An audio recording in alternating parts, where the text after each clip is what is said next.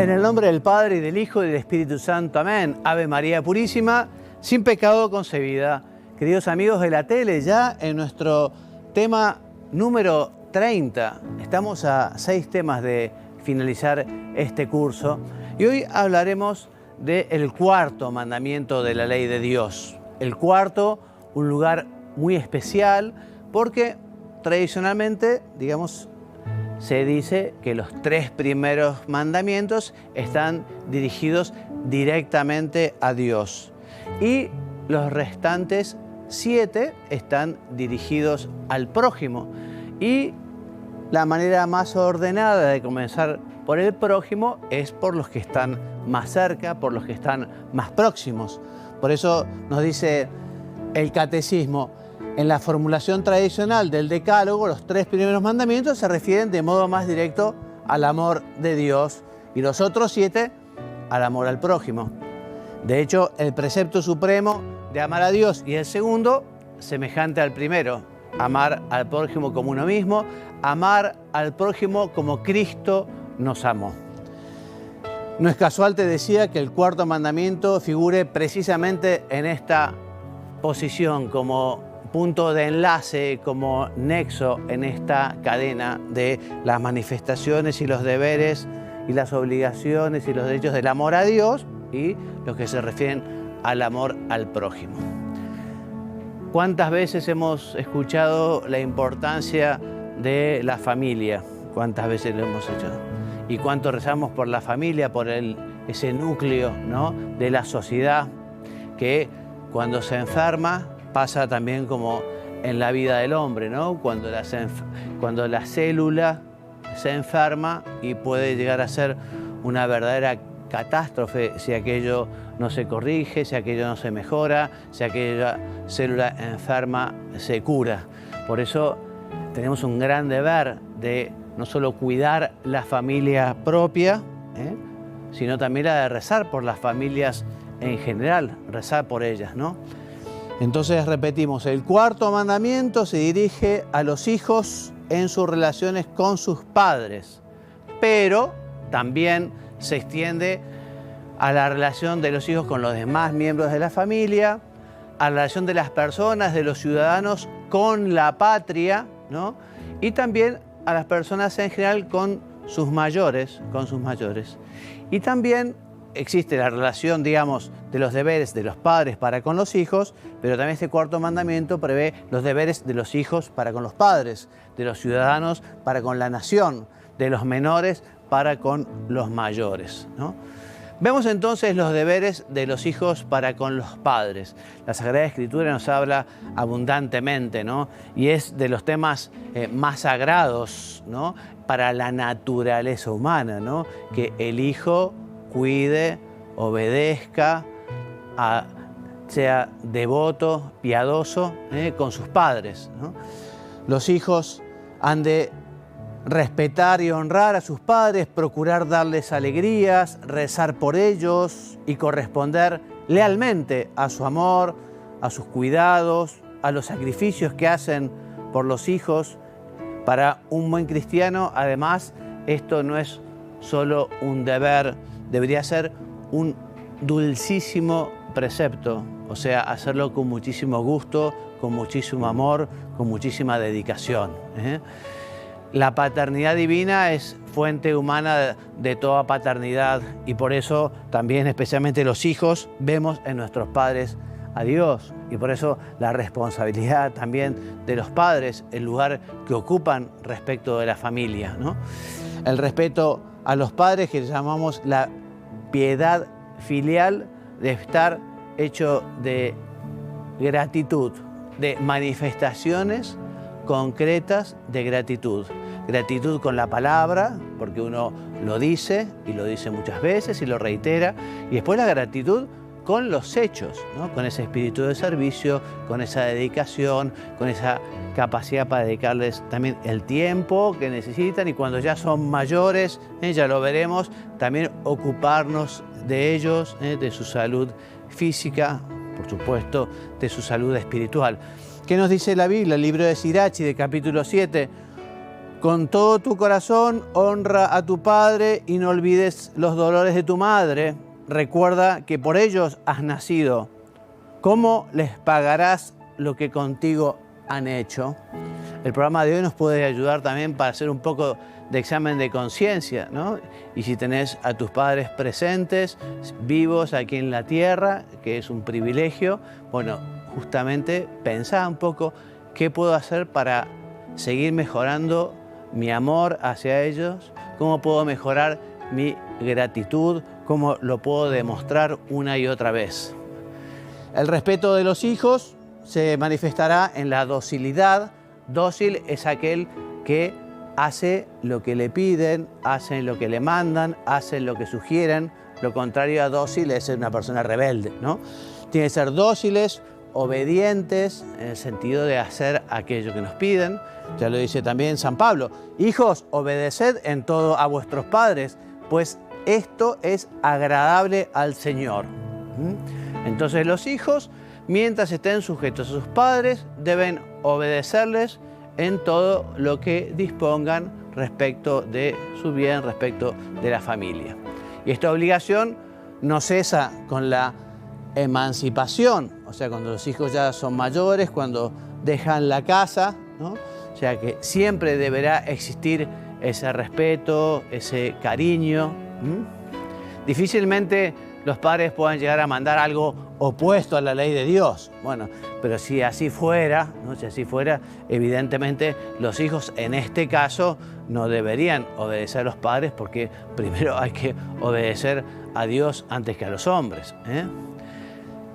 Te hablaba, los hijos mayores, ¿no? Los hijos mayores que ya tienen a sus padres, quizá enfermos, quizá ya de una edad muy avanzada. Entonces, bueno, en la medida que puedan, deben prestarle ayuda material y moral en los años de vejez, durante las enfermedades, decía, en momentos de soledad, de abatimiento, ¿no? Hace poco hablaba de este tema con un grupo de amigos, con un grupo de matrimonios, y también recordábamos que de alguna manera, esto es algo general, ¿no? Pero que en general los padres cosechan lo que han sembrado. O sea, se han sido buenos con los hijos, se han sido generosos con los hijos, se han dedicado a los hijos, y seguramente los hijos, frutos, digamos, de ese ejemplo, serán iguales, ¿no? En fin, puede haber también otras circunstancias diferentes, en fin, no es una regla general, pero evidentemente aquí dice, bueno, no siempre la situación familiar es la ideal, ¿no? No todas las familias están perfectamente constituidas y no todas las familias se respira un aire de bondad, de generosidad, ¿no? Aquí dice, bueno, momentos difíciles, momentos dolorosos, que a primera vista no son las mejores que cabría esperar en las familias, pero bien, igual, ahora lo veremos, uno obedece a sus padres fundamentalmente porque son sus padres, ¿no? Ya lo veremos en la próxima placa, no porque quizá los padres sean el monumento a la santidad, ¿no? Entonces, no habla de la bondad de los padres, el cuarto mandamiento, no pide que los padres y las madres sean perfectos, porque además nadie es perfecto, ¿no? Habla de un acto de los hijos, te repito, prescindiendo de los méritos de los padres, y dice una cosa más extraordinaria y liberadora, porque afirma, incluso si no todos los padres son buenos, y no todas las infancias son serenas, estas son palabras del Papa de una audiencia que luego veremos en el corte. Todos los hijos pueden ser felices porque alcanzan una vida plena y feliz, y depende justamente de ese reconocimiento justo hacia quien nos ha puesto en el mundo, ¿no? Aunque quizá los padres no lo merezcan, que puede llegar a ser el caso, uno tiene que, como hijo, ser generoso, ser entregado, ver a Dios en los padres, y no se trata de una cuestión de justicia, me hicieron mal, yo hago el mal, no, eso no es nada cristiano, Incluso dice el Papa que hay muchos santos y muchísimos cristianos que después de una infancia difícil, de una infancia dolorosa, han vivido una vida luminosa porque gracias a Jesucristo se han reconciliado con la vida. En estas situaciones y siempre los hijos han de evitar juzgar a los padres y condenarlos. Porque además, entre paréntesis, eso enferma al hijo. Un hijo que se llena de rencor, un hijo que se queda con los padres cruzados, ¿no? Y les guarda una malquerencia. Bueno, eso hace muchísimo daño también al hijo. En cambio, el perdonar, eso sí que libera, y eso sí que santifica, y eso sí que permite una vida feliz, ¿no? Porque una vida de rencor, una vida de odio, una vida de ese mal humor, de esa detestación, y sobre todo si es a los progenitores, hace muchísimo daño, ¿eh?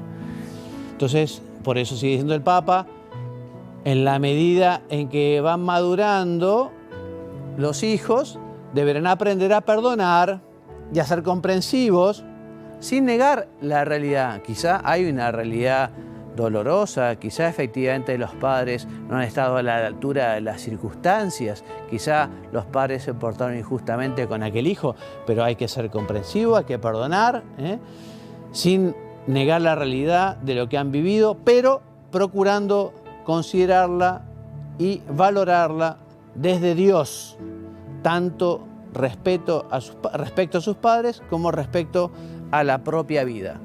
Esto es muy interesante, esto es una verdadera brújula, esto es una verdadera indicación también hacia la felicidad y a la santidad. Hay mucha gente que ha quedado muy herida con sus padres y no ha sabido perdonar, no ha sabido... Dicen, sí, es la verdad, sí, pero más importante que la verdad es la caridad, ¿no? Bueno, por otro lado, los padres, hablando de los deberes de los padres para con los hijos, por un lado los padres deben recibir con agradecimiento como una gran bendición y una muestra de confianza de Dios para con ellos al recibir a un hijo, ¿eh? Además de cuidar de sus necesidades materiales, tienen la grave responsabilidad de darles una recta educación humana y cristiana, ¿eh? El papel de los padres en este sentido tiene tanto peso que cuando falta difícilmente se pueda suplir. Muy difícil suplir a los padres. Por eso qué importante que los padres también busquen comunidades educativas que acompañen el propio ideal, ¿no?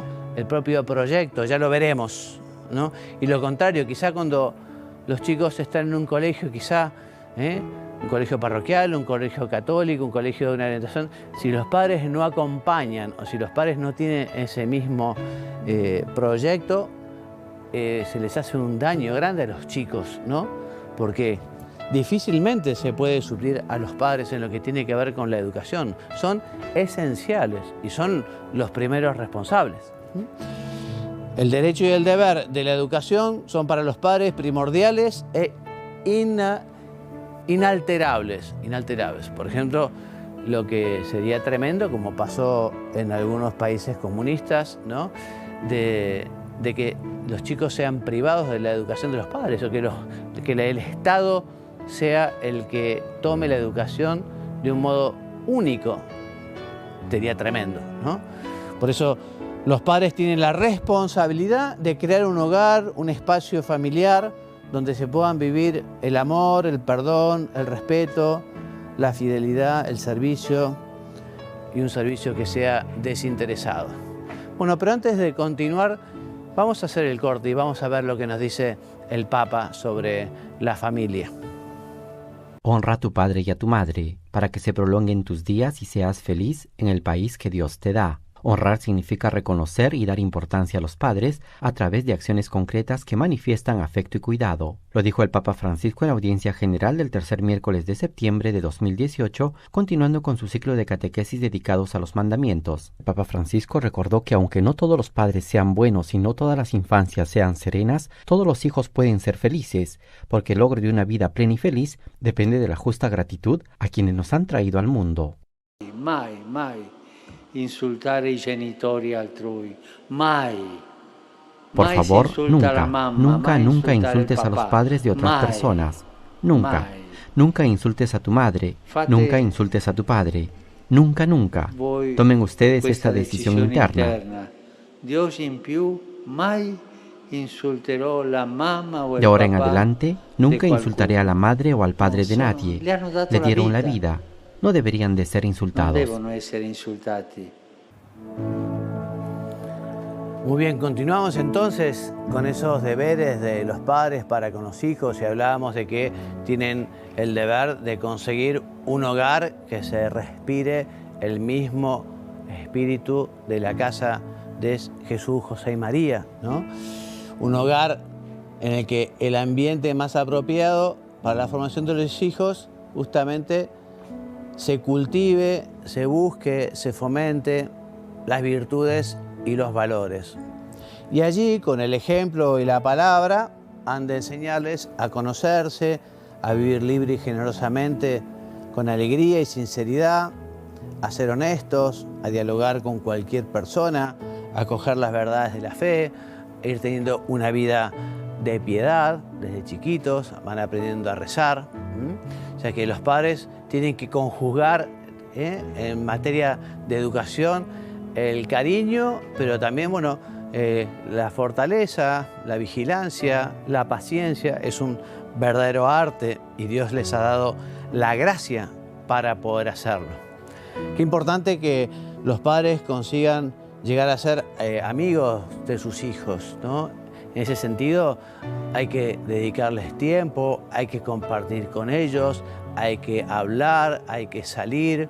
Así, cuando existe esa amistad, también los hijos naturalmente acudirán a los padres cuando tengan problemas, ¿no? O cuando comiencen, por ejemplo, a preguntarse cuál es el origen de la vida, y se lo van a preguntar a sus padres, ¿no? Cuando quizá tengan algún inconveniente grave, buscarán a sus padres, y eso lo conseguirán los padres en la medida en que sean amigos de los hijos, cercanos a los hijos, Por eso dice que hay que dedicarles tiempo, A veces los padres, hay situaciones económicas difíciles, ¿no? Y a veces la exigencia de que el padre y la madre trabajen muchísimas horas y tengan que salir muy temprano y volver muy tarde, ¿no? Pero los padres tienen que estar cerca de los hijos, saber qué hacen los hijos, saber dónde están los hijos, saber quiénes son los amigos de los hijos. Y para eso hay que dedicarles tiempo, divertirse juntos, escuchar, interesarse por sus cosas, Y como parte de la fortaleza en la caridad que requiere su tarea, han de saber también corregir, con caridad, con cariño, pero corregir, ¿no? A veces parece que los chicos se rebelan, a veces cuando los padres ponen los límites, a veces parece que son muy rebeldes, pero después, a la hora de defender muchas cosas, y defienden lo que les han dicho sus padres, lo que les han enseñado sus padres, lo que han aprendido en su casa. Esa corrección tendrá que ser moderada también, ¿no? O sea que evidentemente a la hora de corregir, ya lo dice San Pablo en su carta a los Colosenses, Padre, no os excedáis al reprender a vuestros hijos, no sea que se vuelvan pusilánimes, o otra traducción, o se desalienten, o se desanimen, ¿no? O sea que tiene que ser algo prudente, de qué manera. Para eso también los padres, a la hora de tener que corregir un hijo, y llevarán el tema a la oración, lo pensarán, lo hablarán con su cónyuge y después verán cómo corregir, ¿no? Decíamos entonces la responsabilidad enorme en materia educativa. Los padres también deberían tener la posibilidad de poner a los hijos en los colegios que tengan esa misma orientación filosófica, teológica, espiritual que tienen los padres, ¿no? Y el Estado también debería poder permitir que los padres puedan encontrar colegios con esa orientación, colegios de orientación católica, por ejemplo, o de otra religión. Por eso dice acá la Gravissimum Educationis, que es un texto del Concilio Vaticano II sobre la educación, que dice que en cuanto sea posible, los padres tienen el deber de elegir las escuelas que mejor les ayuden en su tarea de educar, de educadores cristianos. O sea que no da lo mismo cualquier colegio. Y te repito, los poderes públicos tienen el deber de garantizar este derecho de los padres y de asegurar las condiciones reales para el ejercicio de ese derecho. También los padres, si han sabido formar a los hijos desde pequeños, han aprendido a rezar, han aprendido a acompañar a la misa, se han preparado para la primera comunión, se han preparado para la confirmación. Y bueno, en las familias cristianas es donde van surgiendo las vocaciones de entrega a Dios. Algo que para la familia debe ser una alegría grande, para los padres, ¿no? Que un hijo tenga un llamado especial de Dios, ¿no? Obviamente los padres han de respetar esta llamada y favorecer la respuesta de sus hijos, ¿no? Los padres tienen derecho, digamos, a ver si los chicos están tomando una decisión prudente, madura, ¿no? Pero bueno, hay que acompañar y hay que dejarlos en libertad, ¿no? Por eso es preciso convencerse de que la vocación primera del cristiano es seguir a Jesús, ¿no? Y como nos dice San Mateo, el que ama a su padre o a su madre más que a mí no es digno de mí, el que ama a su hijo o a su hija más que a mí no es digno de mí, nos dice el Señor. Bueno, veamos otros deberes del cuarto mandamiento. Entonces, los deberes respecto de los que gobiernan la Iglesia, ¿no? Entonces, los cristianos hemos de tener un verdadero espíritu filial y respeto a la Iglesia. Y la Lumen Gentium, número 37, este documento del Concilio Vaticano II, nos habla de cómo efectivamente los fieles tienen que aceptar con prontitud y obediencia cristiana todo lo que los sagrados pastores, como representantes de Cristo, establecen en la Iglesia en cuanto maestros y gobernantes. Y no dejen de encomendar, o sea, los fieles tenemos que encomendar, tenemos que rezar por nuestros párrocos, por nuestros obispos, por nuestro Papa, y no dejen de encomendar en sus oraciones a sus prelados para que, ya que viven en continua vigilancia, obligados a dar cuenta de nuestras almas, cumplan esto con gozo, no con pesar. O sea, rezar para que efectivamente puedan llevar también esa responsabilidad, ¿no? Por el Papa, por ejemplo, el peso de la Iglesia es muy grande, el peso de una diócesis, de una parroquia, de una institución. Entonces, rezar por ellos, por los que tienen esta tarea de gobierno, que es una tarea de servicio fundamentalmente. Y respecto de las autoridades civiles, bueno, el cuarto mandamiento de la ley de Dios nos ordena también honrar a todos los que para nuestro bien han recibido de Dios la autoridad, ¿no? Esa autoridad que evidentemente ejercitarán para buscar el bien común general. Los gobernantes también tienen que tener ese espíritu de servicio y de entrega, sabiendo que esos cargos son para el servicio de la sociedad, de la comunidad. Bueno, entre los deberes de los ciudadanos dice lo siguiente el catecismo: los ciudadanos han de respetar las leyes justas y cumplir los legítimos mandatos de la autoridad, han de ejercitar los derechos y cumplir los deberes ciudadanos, han de intervenir también responsablemente en la vida social y política. Y respecto a esto también enseña el catecismo en su número 2242 que el ciudadano tiene la obligación en conciencia de no seguir las prescripciones de las autoridades civiles cuando estos preceptos son contrarios a las exigencias del orden moral, a los derechos fundamentales de las personas o a las enseñanzas del Evangelio, ¿no? Las leyes inicuas, esas leyes injustas, ¿no? Aquello de dar al César lo que es del César y a Dios lo que es de Dios, O, como nos dice la Escritura, hay que obedecer a Dios antes que a los hombres. Por eso nos tiene que dar mucha pena y tenemos que rezar para que justamente quienes ocupen estos cargos, ¿no? Legislativos, ejecutivos, ¿no? Bueno, promulguen leyes, hagan decretos, que realmente todo aquello sirva para el bien común general, ¿no? Y que justamente no se separen de la ley de Dios. Bueno, y respecto de los deberes de las autoridades civiles, y ya estamos terminando, ¿no? Bueno, quienes ejercen cualquier autoridad deben ejercerla como, repetimos, un servicio, siendo conscientes de que todo ejercicio de poder está condicionado moralmente. O sea, incluso muchos hacen un juramento, juran por Dios, por los santos evangelios, Dios y la patria me lo demanden, dicen algunos. O sea que es una verdadera responsabilidad ante la propia nación, ante el propio gobierno, ante los ciudadanos, ante Dios sobre todo, ¿no? Nadie puede hacer, ordenar o establecer lo que es contrario a la dignidad de las personas, a la ley natural y al bien común, ¿no? Leyes como, no sé, la del aborto, la eutanasia, lo que tiene que ver con, no sé, experimentación con embriones. Hay temas que son verdaderamente nefastos en algunos países y que son leyes, El ejercicio de la autoridad ha de manifestar una justa jerarquía de los valores que facilite el ejercicio de la libertad y de la responsabilidad de todos, ¿no?